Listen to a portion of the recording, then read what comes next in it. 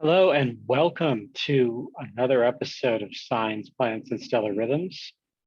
Welcome everyone, you wanderers, seekers, healers, stargazers, astrologers, and everyone else to this program and in the air, in the sea, on land, and in space.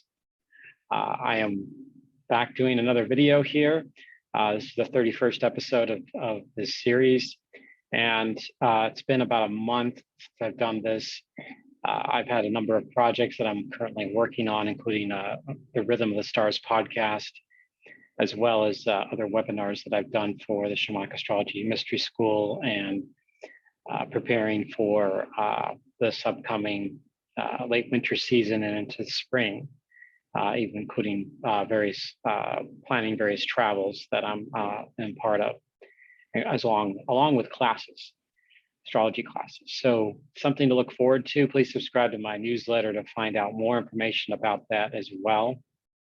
And my podcast can be found just about everywhere. I don't think it's a relatively new one, and I have to check in with Apple because that usually takes the longest time amount to actually get approval on iTunes.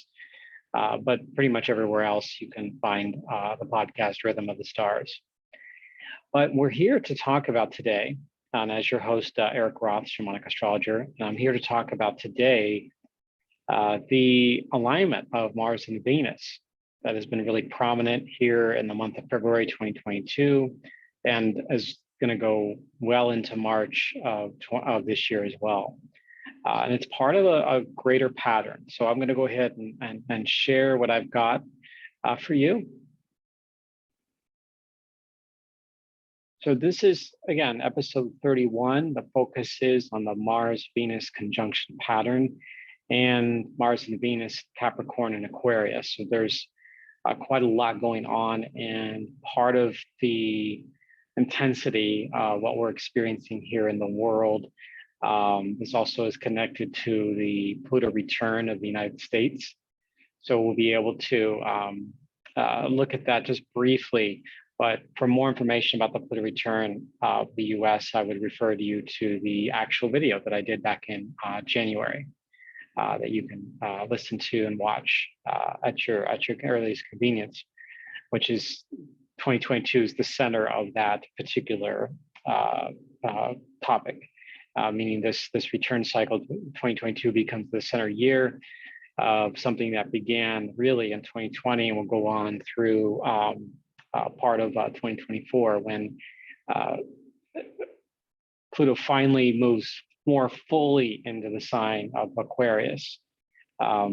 It's going to be doing that for about 3 months in 2023, but then it backs back into Capricorn. So that's something that to be aware of as we move forward here. So what are the major highlights here? Well, this is Mars and Venus together. Obviously, patterns of alignment. I'm going to talk about a Capricorn Aquarius, what each of those mean, along with just the meaning of all really that last bullet point really is really almost just about the whole webinar itself, but there is some individual definitions as well that I'm going to talk about with the what does it mean about Capricorn, what does it mean about Aquarius. So we'll dive into that here shortly.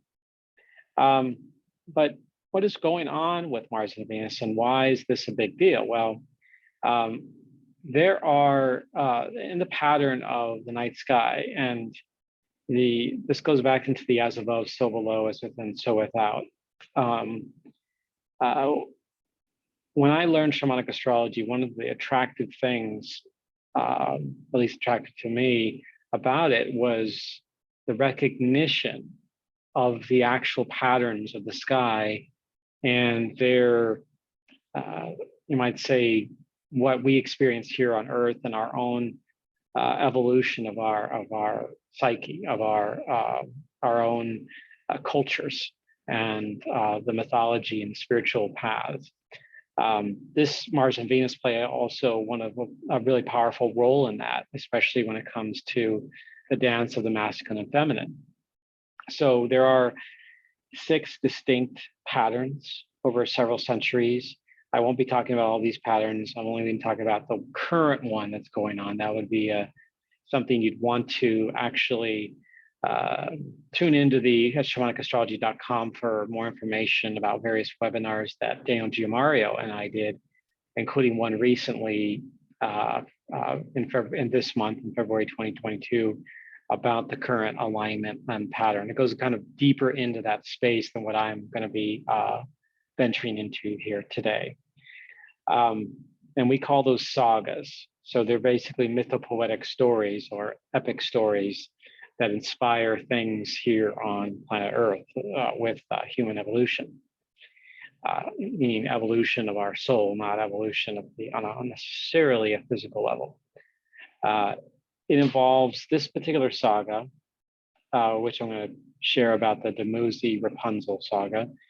It involves 1 morning sky meeting or conjunction, and then 2 meetings. I'm sorry, that's actually 1 evening sky meeting. I've got this, that should be evening sky in there, and 2 morning sky. That's where we are now. So when I was copying, pasting, and switching over, I had those flipped. But it's over a 26-month period. So there's a new pattern that comes out every 26 months between Venus and Mars. And currently we're in the one where we have 1 evening sky meeting, which happened back last summer of 2021. And then currently what's going on here in February and March. Mars and Venus are very prominent in the early morning sky in the sign of Capricorn, and they'll move into Aquarius later on in the about the end of the first week of March. And they'll visually be in close proximity and continue to be visually in close proximity through April of 2022. This process again began in January 2022. Mars and Venus getting closer and closer. Okay, so from our perspective here on Earth, this is kind of why it looks the way it does. Now, this is again just a basic graphic. This isn't to scale or anything like that, and it depends on one's position on the planet, on our Earth, and how, where we are in our horizon line and all of that, and depending on that. But we could see here, I've actually added Vesta to this thing, the software called Solar System Scope, which is a really cool software. You can get it online, or you can download a version on your computer. You can see Pluto, Vesta, Mars, Venus, all lined up with Earth at least from Earth's perspective of looking at that part of the sky. Between the Archer constellation over here and the Goatfish constellation where Saturn happens to be over in this area. So this is why it looks like that. And it's kind of gives you a good impression of how that whole thing has evolved. Well, just the actual, instead of the solar system version, we're looking here from planet Earth. And this is March 6th, 2022, the morning of March 6th. Now, Venus and Mars are, even right now in the last week of February, have been extremely close in longitudinal degrees. They're not perfectly close, as far as, in declination here. One is a lot closer to the ecliptic, which is this yellow line, than the other one here, Venus. But we can see Pluto and Vesta also very strongly in this picture, which adds to the power of this particular alignment. So the last time that these things lined up, all 4 of these, or at least 3, Mars, Venus, and Pluto in particular, Vesta's is even more rare, which makes this time even more unusual.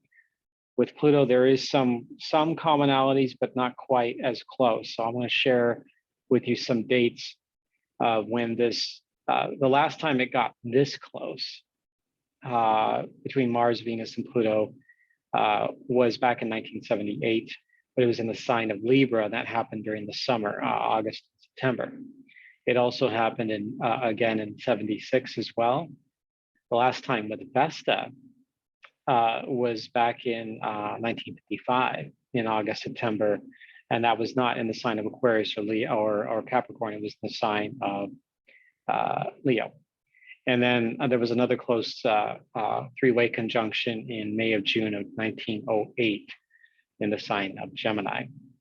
One thing to note is that the closest, like as far as like in the sign of Capricorn or Aquarius, which is what we're talking about here, that you have to go all the way back to 1791 during the time that the US Constitution was implemented, and the French Revolution was still ongoing at that time. And Mars and Venus and Pluto were all lined up in Aquarius during that time. So it was pretty profound. Obviously, added to the astrological environment that was already ongoing with the evolution of these cultures and these revolutions that were happening here on planet Earth. So what is let's talk about a saga, this epic storyline spanning generations for thousands of years. There's currently 3 distinct sagas at any one time. There's a total of 6 that I've been able to research. And that's a topic for another time, but this gives you just a basic level understanding of that. And the sagas, so the current saga that we have now will repeat again in about 6.5 more years, or 77 months. And then again, and again, that evolves over time, over centuries, and emerges into a different kind of a saga. So the sagas do change. They co-create with humanity the expressions of the masculine and feminine dynamic, and what can be called from a deeper level, depth psychology or Jungian psychology, or even referring to Joseph Campbell's work, this mythopoetic story making that's taking place here, and it's evolving with us human beings at this time. So we call this Rapunzel Dumuzi, and I'm going to share why that is in just a moment. But here's some dates to mark on your calendar. Venus and Mars are within 10 degrees of each other, and they were the first time back in last summer, June 26th through July 30th of 2021. And then they're again here this year, 2022, from January 25th to April 13th, 2022. And then the 3 conjunctions are listed there, July 13th, 2021, February 16th, and March 5th of 2022 in 3 different signs. And the reason I'm highlighting 10 degrees is because from a experiential perspective, when we're looking at the sky, if 2 objects that are visibly seen in the night sky are within 10 degrees, it looks like a conjunction. Like to us, they're close enough to be seen in that fashion from a longitudinal perspective or zodiacal perspective. So if you extend your hand and with a closed fist and thumb outside, that's approximately 10 degrees, and that's how the ancient peoples measured the degrees. In a sense, they eventually advanced to other kinds of ways to measure that, but that was a good rough estimate of the degrees, or the amount of distance between 2 points of light in the sky, the luminaries and the stars. So why is it called Rapunzel Dumuzi? This is something we're gonna get into here. This is something that Daniel Giamario of the Shamanic Astrology Mystery School brought forth on my own education, but he was inspired by William Irwin Thompson and his landmark book, and he read it from a particular excerpt of this book back in the 1990s, I believe it was. And in this book, it talks about the as above, so below relationship that we have here on this planet with the sky. And Thompson writes that the fairy tale is a narrative of the transition from the Platonic Magnus Annus or zodiacal sign in the precession of the poles to another that is filled with meticulous knowledge of botany and astrology. It helps us appreciate the science of the concrete or prehistoric sorceress. So it's essentially just it's our energetic connection through imagination, through visual experience, through our own reference or projections and references of us learning through stories, and how the night sky over the eons was taught through storytelling, and then eventually became written, and then eventually it became more detailed. But in the storytelling, in that storytelling, you can pick out the details, you can pick out the connection between the say in this case Mars and Venus and their dance in the sky, and what's happening here on with us as human beings here, between the masculine and feminine. Now Rapunzel is interesting. It's got a long history. It wasn't just the Brothers Grimm in 1812 that published it, but there were other versions of their different names and different particular plot lines that revolved around this. And the Brothers Grimm was just the latest version at that point in the 19th century. And so there's a lot of information here, but the earliest known variant, there's other early variants as well that actually goes back into the 11th century too. But there's another known variant of the Rapunzel story that was published in 1634 to 1636, which was soon after the Mars-Venus saga that is the one that we're in today, that involved only one evening conjunction and two morning conjunctions.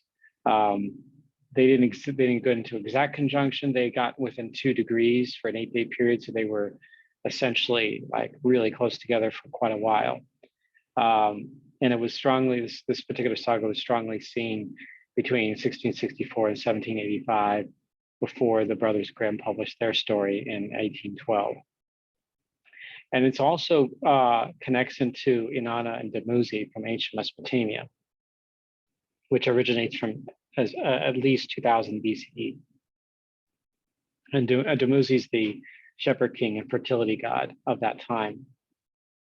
And it's especially evident when you start to peer into the deeper woods of these stories, and the significant transformation of Dumuzi and Inanna in 2 stories, in particular the descent of Inanna, as well as the one that is called today the Dream of Dumuzi, which both show up in the Mars-Venus pattern.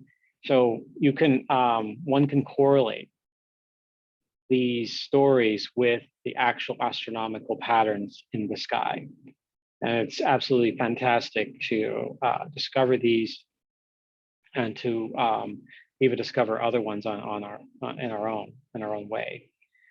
This is completely evolving, so this isn't something that is static, but the stories, the mythopoetic stories, the sagas themselves, the epics themselves do evolve over time. And our own relation to the masculine and feminine is rapidly evolving. And all the, whatever we want to call in between that is also, becoming more acutely felt in our lives, and however we define that. So the Mars-Venus conjunctions, 2022. So they're part of a larger story called the Saga, as I've been describing. And these 2 conjunctions also involve Pluto and Vesta in Capricorn and Aquarius. So there's going to include some deeper waters of surrender from Pluto, and a sacred reverence, this is with Vesta, of the initiation itself. So we're even after these conjunctions complete in March, they're still going to be within 10 degrees of each other and continue this greater level evolution until Mars has its opposition with the Sun in December of 2022. That's what we call the ending and the beginning of a new saga. So it all depends on this Mars-Sun opposition point as the sort of the measurement of that boundary. So again, I would refer you to the Mars-Venus webinar that Daniel and I did at the Shamanic Astrology Mystery School for more information about that. But I'm going to give give everyone some additional insights about this Mars-Venus, and what the meanings behind this and how profound it is. And I'm going to show you some charts as well here in a few moments. I want to give just a redo this slide of the center of the Pluto return. Right here, February 20th, 2022. This is the first exact conjunction of the transiting Pluto, where Pluto is in the sky, with where it was back in 1776. So that's the first one. There's two more in July and December. And you can see it's within 1 degree around the same time frame that Venus and Mars are within 10 degrees of each other. So you can see Venus and Mars playing a very strong role at this particular point in the Pluto return of the US. So what is this alignment with Capricorn? It's something, if you follow me on social media, I do a lot of postings every month around various alignments. And I recently wrote an article about this too. So some of what we can ask ourselves during this time is for ourselves. Some of us are having more what we call personal initiations with these planets. And others are more like indirectly experiencing this, and or just simply being in the environment. We're all essentially a part of it. So we can ask ourselves, what is truly important?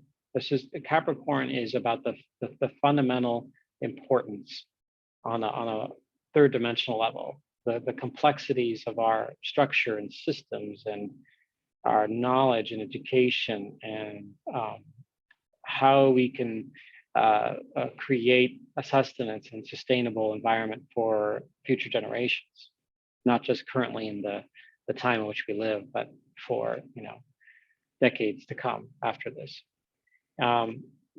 We can inquire also what it takes to sustain a comfortable life, but not to a life of excess, which that has been part of our, when I say problem here in the world, is that there's a lot of people nowadays, especially in Europe and here in North America, where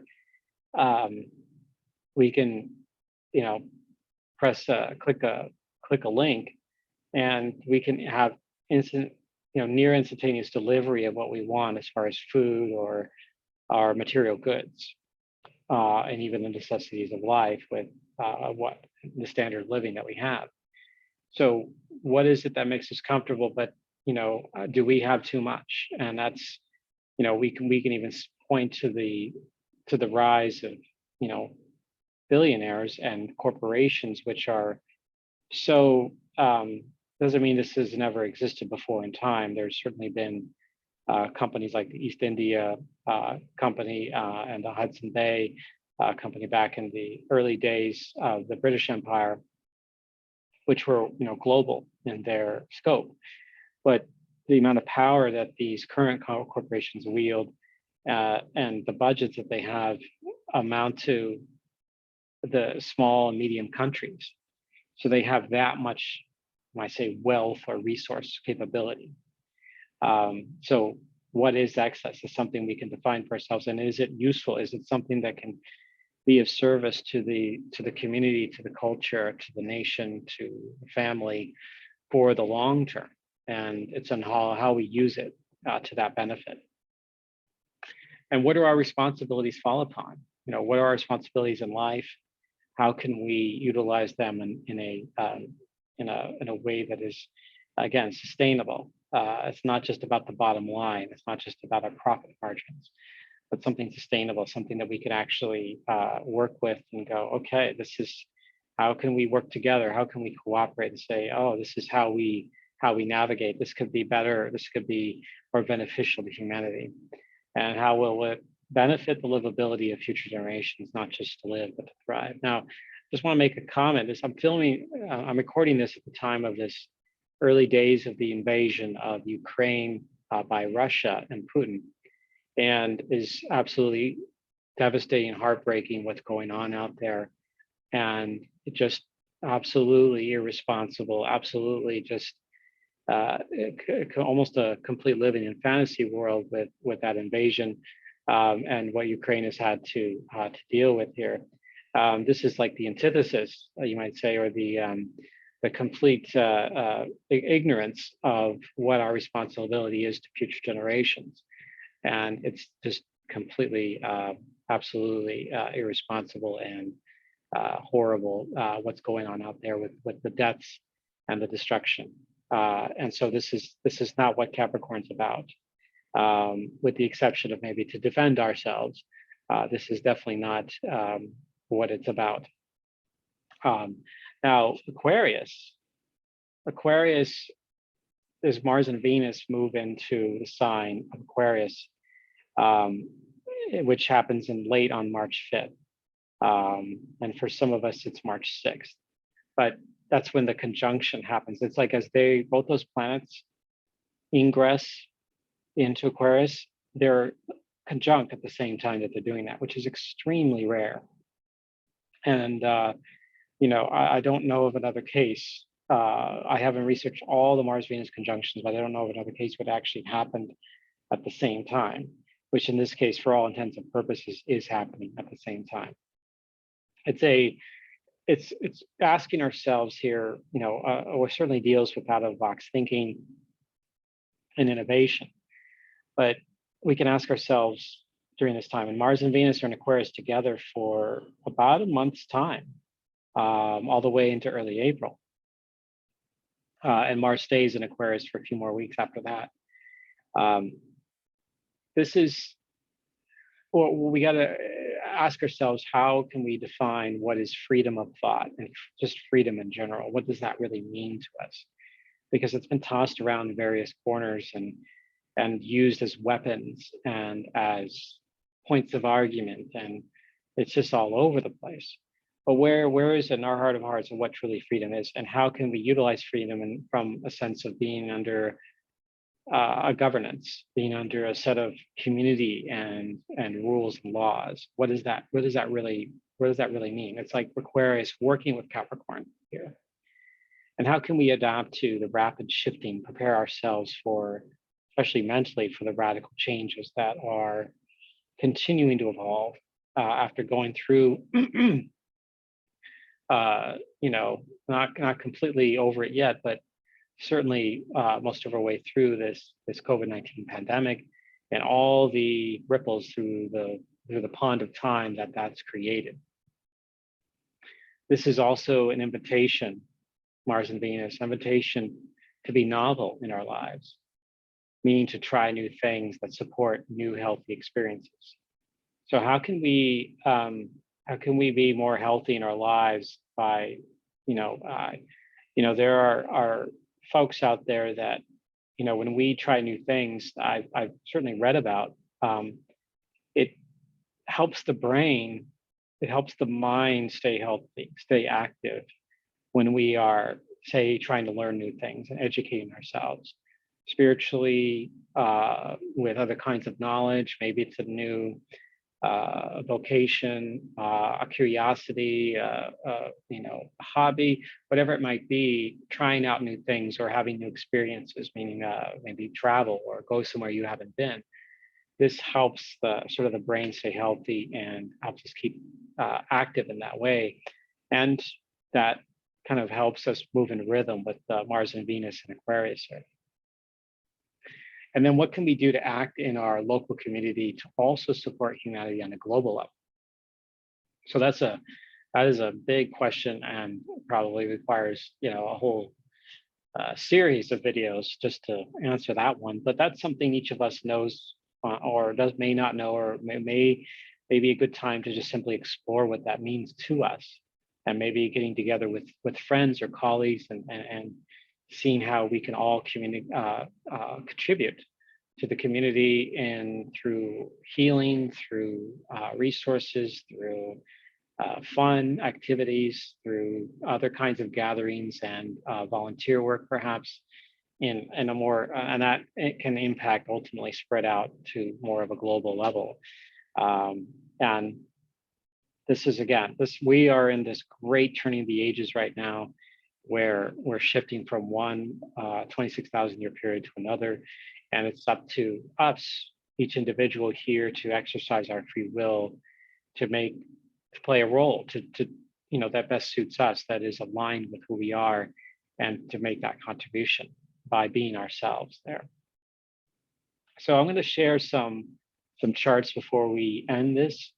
And well, the first one is February 27th. So this is, I'm recording this the day before this alignment. So even if you don't watch this until afterwards, you may be able to kind of retroactively kind of see what's going on here with this.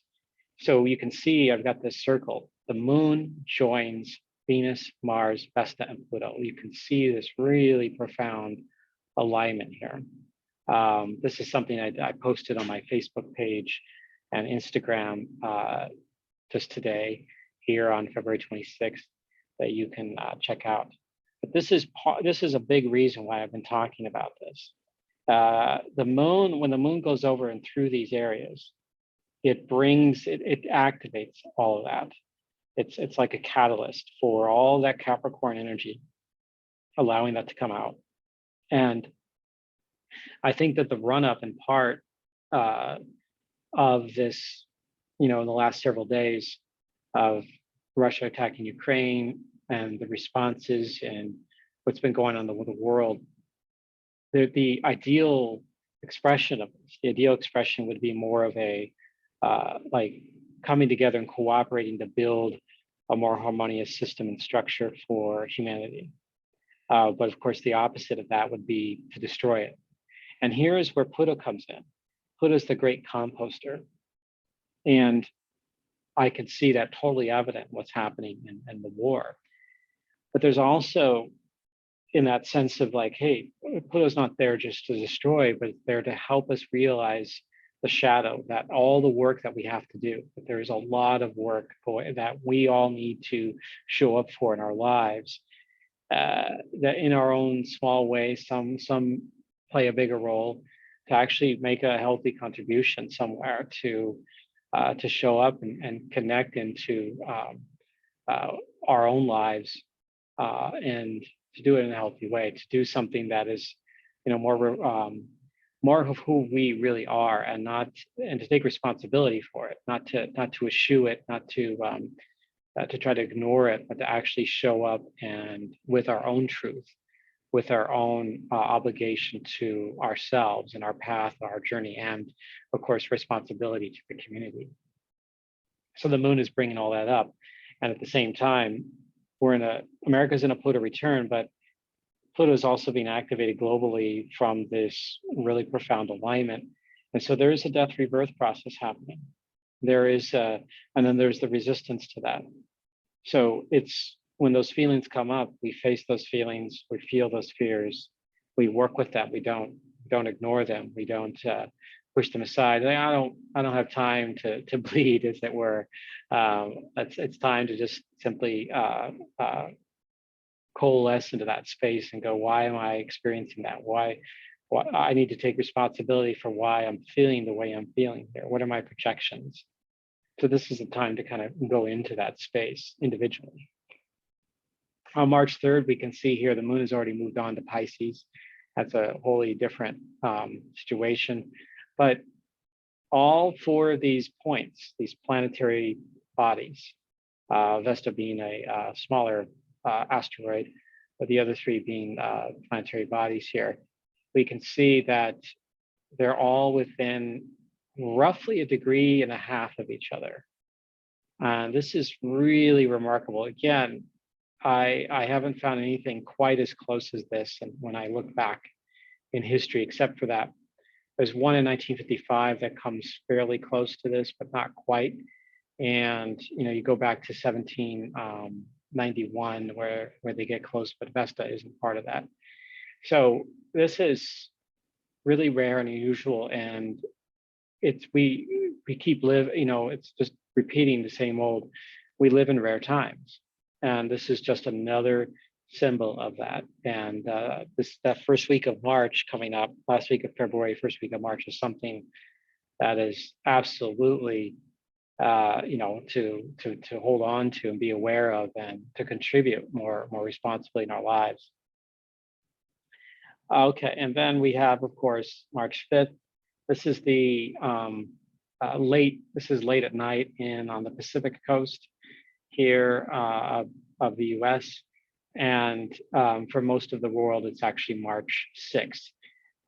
And so you can see that here Mars and Venus are at 0001, but Pluto's only a little over 2 degrees away. And Vesta, same thing. Vesta and Pluto are just essentially conjunct here.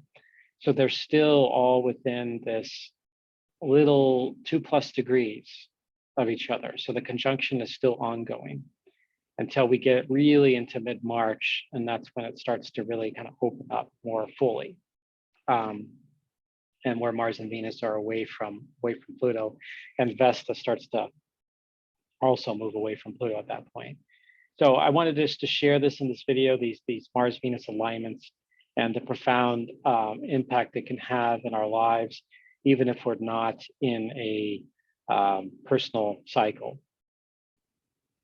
And you can find more information, I've got, of course, a YouTube video that I'm currently recording on here. I work with Kay and Pastel on a website called My Star Alchemy, where Kayla and I talk about star magic and alchemy, and how we can use it combined with astrological information, how we can use that personally in our lives, ceremonially. And go to shamanikastrology.com as well for information about that school that I was talking about. And I do personal astrology readings, classes, events, astrocartography. You can contact me at that email, inspiralnexus@gmail.com. And like and subscribe if this is something you want to keep following, and feel free to share it as well with others. And I look forward to doing more of this with you all. The videos may not come as frequent because of my other projects that I've got going on, but I'm still going to be kicking these out and sharing about some really important alignments astrologically out there, and for all of you just to have an awareness of. And I wish you all the very best and a peaceful day wherever you may be.